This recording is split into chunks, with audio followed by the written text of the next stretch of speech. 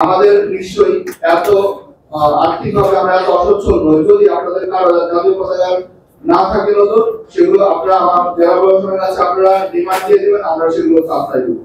আমরা চাই আমাদের সেদিন পুরো নারায়ণগঞ্জে নতুন জাতীয় পতাকা করব।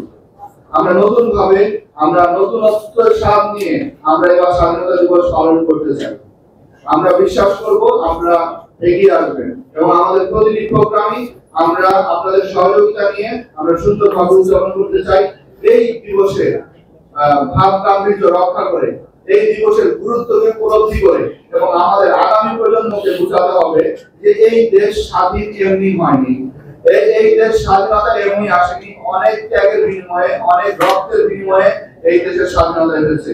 এবং তাদের যে সেই বীর মুক্তিযোদ্ধাদের যে কমিটমেন্ট ছিল দেশের প্রতি, আমরা যদি আমাদের দেশকে সেই উন্নত পর্যায়ে নিয়ে যেতে চাই, আমরা যে ধরনের সমাজ ব্যবস্থা প্রতিষ্ঠা করতে চাই, আমাদের নৈতিকতার মানদণ্ডে আমাদের সবাইকে পরিচিত হতে হবে।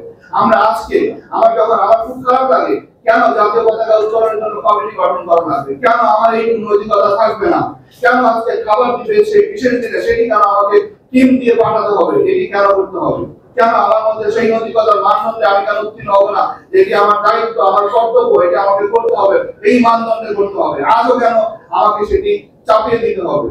আমরা কবে আমাদেরকে এই চাপানোর থেকে বের হয়ে আসতে পারবো?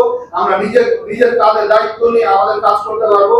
আমাদেরকে বলি, আমরা আমাদের নিজের কাঁধে নিজের শরীরের দায়িত্ব নিয়ে এই দেশ গড়ার কাজে আমাদেরকে একত্রিত হয়ে কাজ করতে হবে।